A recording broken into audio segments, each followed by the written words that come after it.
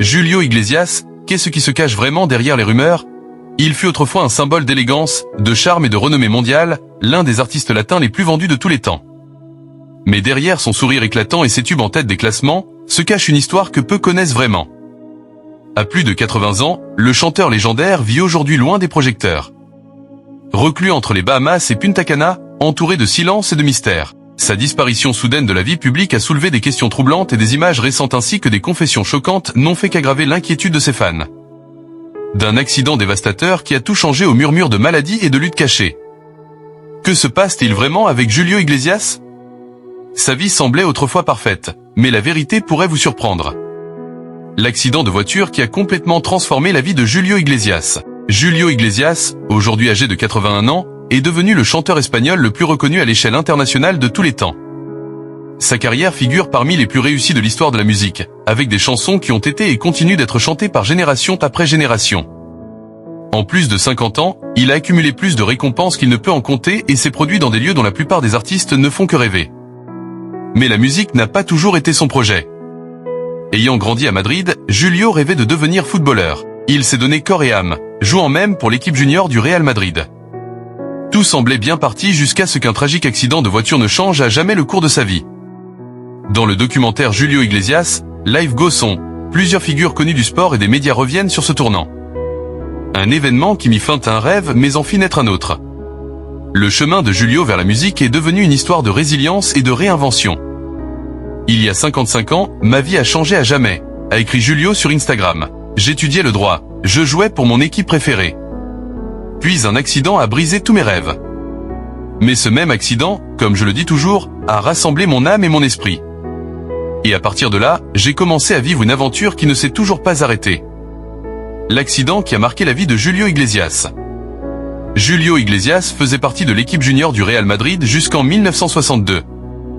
Tout en étudiant le droit au Colegio Mayor de San Pablo. À cette époque, il partageait le terrain avec des futures légendes comme Amancio, Amaro Piri et Pedro de Felipe. Il rêvait de devenir gardien de but professionnel. Mais ce rêve s'est effondré après un accident tragique dans la nuit du 22 septembre 1963, alors qu'il rentrait chez lui par le nord de Madrid. La voiture de Julio est sortie de la route et s'est écrasée dans des buissons. Ce qui ne semblait au départ être qu'un mal de dos s'est rapidement aggravé. Au début, les médecins ne trouvaient rien d'anormal, mais la douleur augmenta et bientôt ses jambes cessèrent de répondre normalement. Julio est resté presque immobile pendant 1 an et demi. Finalement, les médecins découvrirent qu'il souffrait d'une compression de la moelle épinière. Ils ont décidé d'opérer, mais c'était une intervention risquée, raconte une voix dans le documentaire Julio Iglesias. Life Goes On, la pression sur sa colonne vertébrale était si forte qu'elle avait déjà altéré sa capacité à fonctionner. Après l'opération, les médecins craignaient d'abord que l'enflure soit causée par une tumeur maligne. Le traitement de référence à l'époque était la radiothérapie au cobalt, un traitement extrêmement agressif aux effets secondaires multiples. Alors que la santé de Julio déclinait encore, son père prit la décision difficile d'arrêter la radiothérapie. Ce fut le bon choix. Peu après, on découvrit que la tumeur était en réalité bénigne. Une longue convalescence et une chanson qui a tout changé. Une fois la compression médulaire corrigée, Julio Iglesias a entamé un long et douloureux chemin de rééducation. Avec l'aide d'un kinésithérapeute, il a lentement commencé à retrouver du mouvement et des fonctions. Mais les progrès étaient terriblement lents. Dans ces moments calmes et difficiles, Julio trouva du réconfort dans la musique. Seul avec une guitare, il se mit à écrire. J'ai écrit cette chanson en fonction de ce que je ressentais après l'opération. A-t-il partagé plus tard? La musique m'a donné la force que je n'avais pas et j'écris ces petits vers sans savoir où ils commençaient ni où ils allaient. Cette chanson, c'était la vida sigue igual. La vie continue. Ce qui avait commencé par quelques lignes dispersées est devenu des poèmes, puis des chansons. Certaines de ses premières paroles ont trouvé leur place au festival de Benidorm en 1968. À l'époque, Julio n'avait pas prévu de les chanter lui-même. Il se voyait uniquement comme parolier. Il n'était que l'auteur, se souvient le journaliste et ami de longue date Miguel de Los Santos. Dans Pancamo que hablo de Julio Iglesias, le groupe Los Ritos devait initialement interpréter la chanson. Mais à la dernière minute, les organisateurs ont suggéré que Julio la chante lui-même. Au début, il ne voulait pas raconter de Los Santos.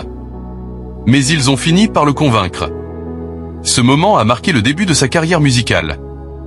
Il a remporté le festival de Benidorm et seulement 2 ans plus tard, il représentait l'Espagne au concours Eurovision de la chanson 1970, terminant à la 4e place. Ce fut le début d'un voyage extraordinaire qui allait faire de Julio Iglesias un nom connu dans le monde entier. Cela fait 55 ans que ma vie a changé à jamais, a-t-il plus tard confié. Merci à vous tous de me donner la force de continuer. Les débuts de Julio Iglesias. De festival en festival. Pendant sa convalescence, Julio Iglesias a commencé à composer des dizaines de chansons. Une fois suffisamment rétabli, il a repris ses études de droit, le même diplôme qu'il avait commencé avant l'accident et qu'il a finalement obtenu en 2001. Désireux d'élargir ses horizons, il s'est ensuite installé à Londres pour apprendre l'anglais. Là-bas, il a commencé à chanter de manière informelle le week-end dans un pub local, juste pour le plaisir. C'est aussi là qu'il a rencontré Gwendoline Baylor, une femme qui allait devenir la muse de son premier succès international, Gwendoline. De retour en Espagne, Julio s'est adressé à une maison de disques dans l'espoir de vendre ses chansons. Mais quand le directeur du label lui a demandé pourquoi il ne les chantait pas lui-même, Julio a simplement répondu « parce que je ne suis pas chanteur ». Mais les dirigeants ont perçu en lui un potentiel et l'ont convaincu d'essayer. Il a participé au Festival international de la chanson de Benidorm en 1968 et a remporté la première place. Sa chanson victorieuse La Vida Sigue est devenue un immense succès et a même inspiré un film biographique. Un an plus tard, dans lequel Julio jouait son propre rôle en 1969, il a enregistré son premier album et s'est lancé dans sa première tournée en Espagne. Un an plus tard, il représentait l'Espagne à l'Eurovision 1970. Il a terminé 4e, mais sa performance de Gwendoline a connu un immense succès dans toute l'Europe, consolidant ainsi sa place sur la scène musicale internationale. Les chansons et les distinctions de Julio Iglesias. La carrière de Julio Iglesias a été tout simplement légendaire, avec des succès intemporels comme un canto à Galicia pour la mort de Cuna Mugé, Guillermo Mucho et de Nina Amugé. Et soyons truands, soyons sonores. Il a conquis les cœurs à travers les générations et les continents. Au fil des années, il a vendu plus de 300 millions de disques reçus, 2600 disques d'or et de platine, chanté dans 14 langues différentes et donné des concerts devant plus de 60 millions de personnes à travers le monde. Sa fortune est estimée à près de 5 milliards d'euros. Il a également vécu des moments surréalistes, comme chanter un chant de Noël avec le président américain Ronald Reagan, se produire lors de la célébration de la déclaration d'indépendance des États-Unis en 1984, ou encore être personnellement invité par le président George H.W. Bush pour chanter lors de son investiture en 1989. En 1988, même la reine-mère d'Angleterre lui a offert une standing ovation après un concert à Londres. La liste des distinctions de Julio est tout aussi impressionnante. La Croix d'Isabelle la catholique. La Légion d'honneur française. La médaille d'or des Beaux-Arts, la Clé et la médaille d'or de Paris, ainsi que son étoile sur le Walk of Fame d'Hollywood. Il a aussi reçu le titre d'Espagnol universel, un hommage bien mérité à un artiste véritablement mondial. Enlèvement, procès et 2 nouveaux frères. Malgré une vie de luxe accueillant les Clinton et d'autres dirigeants mondiaux, voyageant en jet privé et vivant à Punta Cana, Julio Iglesias a également dû faire face à de nombreux défis personnels. Bien qu'il se soit installé en République dominicaine, il a souvent déclaré qu'il espérait mourir un jour. En Galice, la terre de ses racines en 1988, soit 7 ans seulement après l'enlèvement de son père par l'État, un autre incident terrifiant survint, un plan visant à enlever sa fille.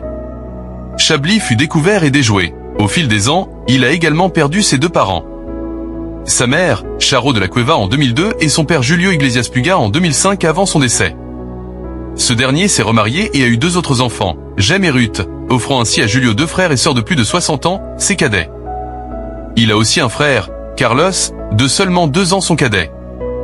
Au cours de sa vie, Julio s'est retrouvé à plusieurs reprises devant la justice, parfois pour des accusations de plagiat, d'autres fois à cause de conflits juridiques avec d'anciens employés. Mais aucune affaire n'a attiré autant l'attention que le procès en paternité intenté par la chanteuse portugaise Maria Edith Santos en 1990.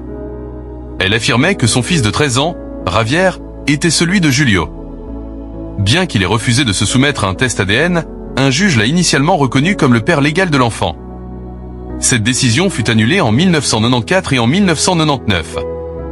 La Cour suprême espagnole a conclu que Julio n'était pas le père biologique. Pourtant, l'affaire a longtemps fait les gros titres les femmes dans la vie de Julio Iglesias avec l'une des voix les plus emblématiques de la musique. Il est devenu une véritable star internationale, séduisant le public non seulement par ses ballades romantiques, mais aussi par son charisme et son physique remarquable. Figure classique du latin lové, Julio a connu le succès aussi bien sur scène que dans le monde des célébrités. Concernant les femmes de sa vie, les plus importantes ont été celles qui lui sont le plus proches: sa mère, ses filles, sa sœur cadette de presque 60 ans, sa Benjamine et les 2 femmes qu'il a épousées. Bien que d'innombrables rumeurs le lient à des milliers de conquêtes amoureuses, certaines affirmant même qu'elle dépasserait les 3000. Julio a aussi été associé au fil des ans à des noms célèbres comme Priscilla Presley, Giannina Facio ou encore Sidney Rome. Pourtant, ce sont ses relations à long terme et ses liens familiaux qui semblent avoir eu le plus grand impact sur lui. Rosario de las Cuevas, la femme qui lui a donné la vie. On dit souvent que les relations qu'on observe en grandissant influencent notre manière d'aimer à l'âge adulte. Et dans le cas de Julio Iglesias, cela semble vrai. Beaucoup affirment que son charme naturel et son talent de séducteur lui viennent directement de son père. Fils du docteur Julio Iglesias Puga et de Rosario de las Cuevas et Perignac, Julio a souvent évoqué à quel point il tenait de son père. « Je ressemble énormément à mon père », a-t-il déclaré un jour dans une interview à Hola TV ? Je me souviens de lui comme d'un homme libre, intrépide et profondément aimant. Pas libertin. Juste libéral à sa manière. Il n'était ni de gauche, ni de droite. Il avait simplement une générosité incroyable envers ses enfants. Chaque jour de ma vie, je ressens une sorte d'écho, un rappel de lui. C'est comme une tape sur l'épaule. Tout ce que je fais, tout ce que je veux faire, je me dis quel dommage qu'il ne soit pas là pour le voir. Comme Julio, son père s'est marié 2 fois. Rosario de las Cuevas, la mère de Julio, est membre du clan Iglesia. Presley était souvent aux côtés de son mari alors qu'il allait et venait entre l'Espagne et Miami. Mais avec le temps, leur mariage s'est détérioré. Fatigué des infidélités de son époux, Rosario a divorcé du docteur Iglesia Puga en 1985. À partir de là, Julio s'est encore rapproché de sa mère jusqu'à sa mort en 2002, à l'âge de 82 ans. Elle vécut en Floride pour rester proche de son fils et de ses petits-enfants. Malgré le fait qu'elle soit la mère de l'un des chanteurs les plus célèbres au monde, Rosario a toujours préféré rester dans l'ombre. « Je suis quelqu'un qui n'aime pas être dans la presse », a-t-elle confié un jour à Hola ? « Mon fils est la vedette. Moi, je suis juste sa mère et je pense que ma place est de rester discrète. » Isabelle Presley, sa première épouse. L'ascension de Julio Iglesias de jeune espoir timide au festival de Benidorm à sensation musicale internationale s'est faite en parallèle d'un tournant majeur dans sa vie personnelle, l'arrivée d'Isabelle Presley. Elle entra dans sa vie lorsqu'il avait 27 ans. Jeune femme gracieuse issue d'une famille philippine aisée, Isabelle était venue à Madrid pour étudier le secrétariat international et s'était rapidement retrouvée intégrée à la haute société espagnole. Ils se sont mariés en 1971, mais ce ne fut pas le conte de fées que beaucoup auraient imaginé. Selon la journaliste Paloma Barrientos, Isabelle a passé la majeure partie du mariage tiraillé entre sourires et larmes. À 27 ans, Julio était déjà en train de gagner une renommée internationale, tandis qu'Isabelle, souvent décrite comme élégante et réservée, était sur le point de devenir la reine de cœur du pays. Ils se sont rencontrés lors d'un événement caritatif. Elle l'a d'ailleurs ignoré au début, rapportait Lectura. À l'époque, le magazine citait Julio disant « Isabelle est une petite fille et je suis amoureux de son caractère, de sa beauté et de son intelligence ». Des années plus tard, Isabelle révéla ce qui se passait réellement en coulisses. Dans une interview accordée à Vanity Fair en 2014, elle déclara « Nous étions amoureux, oui. Mais la vérité, c'est que j'étais enceinte à l'époque. Ne pas se marier à l'église semblait être une tragédie. Le prêtre qui nous a mariés a dit qu'il n'avait jamais vu une mariée pleurer autant. Je sentais simplement que ce n'était pas le bon moment. » Leur fille, Chablis, est née plus tard cette année-là, officiellement prématurée. Bien que beaucoup de proches connaissaient la vérité, ils eurent ensuite 2 autres enfants, Julio, José et Enrique. Mais malgré l'agrandissement de la famille, leur relation fut mise à rude épreuve par la distance constante due aux tournées de Julio et par des rumeurs persistantes d'infidélité. Après 7 ans de mariage, Isabelle atteignit sa limite. « Tu m'as demandé en mariage plusieurs fois. Moi, je ne te demanderai le divorce qu'une seule fois, lui aurait-elle dit. » Selon Lectura, leur divorce fut officialisé en 1978. Par la suite, Julio poursuivit sa montée vers la légende, devenant l'un des chanteurs les plus célébrés au monde. Isabelle, quant à elle, se fit un nom à part entière, devenant une icône de mode et une figure mondaine surnommée la Reine de Cœur, avec de nombreuses relations très médiatisées à suivre. Miranda la bonne cette fois-ci, Miranda Ginsburger est devenue la figure centrale de la vie amoureuse de Julio Iglesias. Une présence discrète et stable après des années de romance très exposées. Leur histoire a commencé dans un lieu inattendu, l'aéroport de Jakarta, en Indonésie.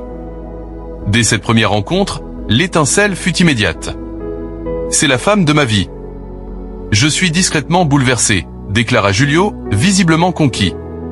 Sa fille Isabelle est revenue un jour sur ce moment charnière, évoquant la présence de Miranda aux côtés de Julio lors de son mariage avec Ricardo Bofill. Il y avait quelque chose de différent chez elle, quelque chose que les autres n'avaient pas.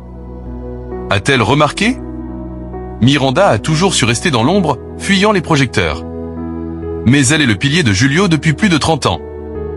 Après tant d'années ensemble, ils se sont officiellement mariés le 24 août 2020, lors d'une cérémonie intime à la paroisse Virgen del Carmen de Marbella. Une célébration privée partagée avec leurs 5 enfants Miguel, Rodrigo, Cristina, Victoria et Guillermo.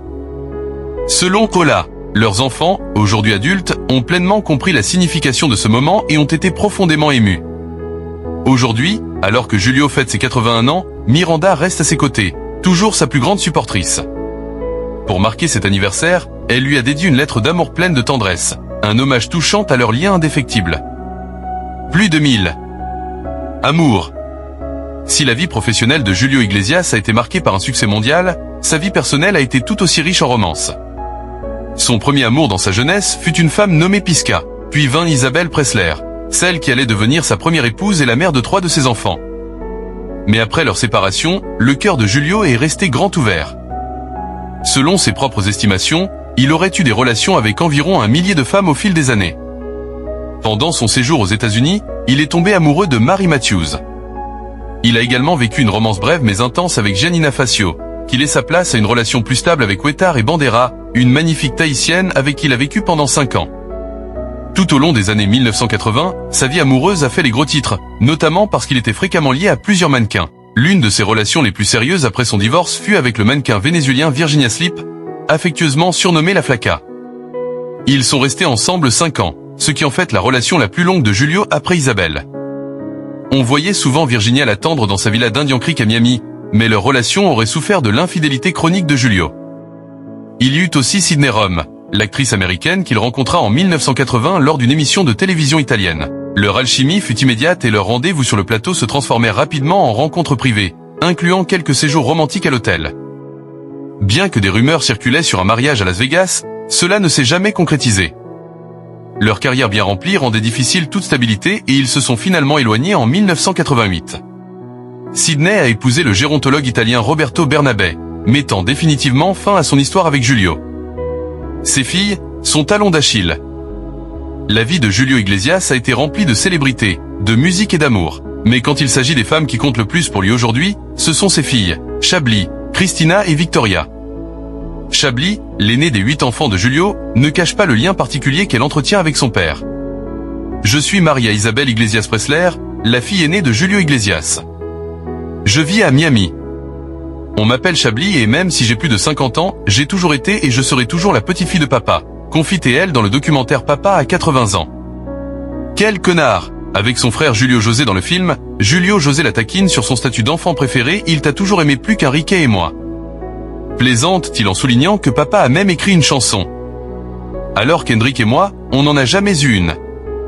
Il fait référence à la chanson de Nina amusée d'une fille à une femme, un tendre hommage d'un père à sa fille. Chablis rit et répond simplement « Je suis la préférée de papa ». Il y a ensuite Cristina et Victoria, les plus jeunes filles de Julio, des jumelles nées de son union avec Miranda Ginsburger, qui ont eu 22 ans cette année, blondes et élégantes comme leur mère, mais portant aussi les traits de leur père. Les jumelles sont restées largement en dehors des projecteurs. Elles ont fait quelques apparitions publiques et ont suivi l'exemple de leur mère en s'intéressant au monde de la mode, mais à leur manière. Contrairement à Chablis, Cristina et Victoria ont préféré rester discrètes, apparaissant rarement à la une des magazines et se retirant des réseaux sociaux ces dernières années. En 2020 et 2021, elles ont même supprimé leur compte public, choisissant une vie plus paisible, loin des projecteurs. Que devient Julio Iglesias? Sa maladie? Et pourquoi il a disparu des médias? Julio Iglesias a connu une carrière légendaire, remplissant des stades, publiant des dizaines d'albums et recevant des honneurs mondiaux comme aucun autre chanteur espagnol avant lui. Mais ces derniers mois, les gros titres le concernant ont cessé de parler musique pour se concentrer sur sa santé. Des photos ont fait surface, montrant l'artiste avec des difficultés évidentes à se mouvoir, déclenchant des spéculations sur une possible maladie. Son silence et sa faible présence publique n'ont fait qu'alimenter les inquiétudes pour faire taire les rumeurs. Julio s'est exprimé sur Instagram sans toutefois aborder directement sa santé. Le jour où je déciderai de prendre ma retraite, je l'annoncerai moi-même avec tristesse, mais avec dignité, a-t-il affirmé dans une story Instagram? Il a également donné un aperçu des raisons de son retrait. Je suis heureux et je travaille actuellement sur la série Netflix qui changera sûrement ma façon de voir ma propre vie. A-t-il confié? Quel est l'état de santé de Julio Iglesias? Récemment, le journaliste Carlos Herrera, ami de longue date de Julio Iglesias, s'est confié sur la santé du chanteur dans une interview franche diffusée sur la radio espagnole COPE. Et ce qu'il a partagé a été à la fois surprenant et profondément émouvant pour les fans qui suivent Julio depuis des décennies. Herrera a confirmé que Iglesias souffre d'un ostéoblaste, l'homme de la colonne vertébrale. Une tumeur rare mais bénigne. Bien qu'elle ne soit pas cancéreuse, cette affection a gravement affecté la mobilité et la qualité de vie de Julio. C'est un problème dégénératif qui rend les mouvements quotidiens difficiles et qui l'a tenu éloigné de la scène publique depuis un certain temps. Points importants. Herrera a précisé que ce problème de santé n'a aucun lien avec l'accident de voiture que Julio a subi à l'âge de 20 ans, lequel avait mis fin à sa prometteuse carrière de footballeur. Il va bien, mais cela n'a rien à voir avec l'accident. A-t-il déclaré, dissipant ainsi une idée reçue? L'un des moments les plus marquants de l'interview a été lorsqu'Herrera a dressé un portrait saisissant de l'état actuel de Julio. Le problème se situe dans la colonne vertébrale et cela a causé beaucoup de complications du haut du corps. Tout va bien, mais du bas, il a 500 ans. Une phrase dramatique, certes, mais qui reflète la dure réalité à laquelle Julio est aujourd'hui confronté. En raison de ses difficultés physiques, le chanteur iconique a besoin d'une assistance quotidienne assurée par une équipe de soins spécialisés comprenant des kinésithérapeutes et autres professionnels qui ont élaboré une routine adaptée à ses besoins. Malgré tout, Herrera a insisté sur le fait que Julio reste intellectuellement vif et émotionnellement présent. Toujours lui-même, même si son corps ralentit. Une nouvelle biographie fait entrer la vie de Julio Iglesias dans la chronique à ambition littéraire. Certaines vies semblent destinées au grand écran et avec la sortie d'une nouvelle biographie, l'histoire de Julio Iglesias est racontée sous un angle nouveau, plus littéraire.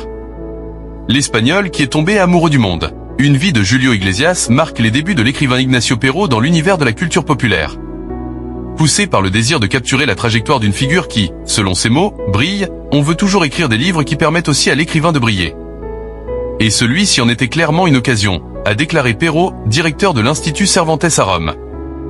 Dans une interview accordée à l'agence EFE, il a tenté de contacter Iglesias à 2 reprises pendant l'écriture, sans jamais recevoir de réponse. En conséquence, la biographie repose entièrement sur des sources déjà publiées, mais avec un prisme littéraire unique. Perro insiste sur le fait qu'il ne s'agit ni d'un livre à scandale, ni d'un hommage idéalisé. Je ne voulais pas écrire un livre qui allait contre mon instinct, ni une lettre d'amour de fan. Je ne voulais pas non plus quelqu'un penché sur mon épaule pour me dire ce que je pouvais ou ne pouvais pas inclure, explique-t-il. Il rejette également le récit souvent répété selon lequel Iglesias ne serait qu'un footballeur reconverti en chanteur après un accident tragique. Julio a toujours été le principal scénariste de sa propre vie, affirme Perro, ajoutant qu'il y a bien plus que cette version lissée de l'histoire. Un chapitre particulièrement marquant du livre relate comment, peu après son célèbre accident de voiture, Iglesias a failli mourir d'une tumeur. Un épisode traumatisant qui l'a cloué au lit pendant des mois. Ce face-à-face avec la mort n'a fait qu'aiguiser sa soif de vivre. Il en est ressorti avec une détermination féroce, se jetant dans l'existence tel un Don Juan moderne, écrit Perro.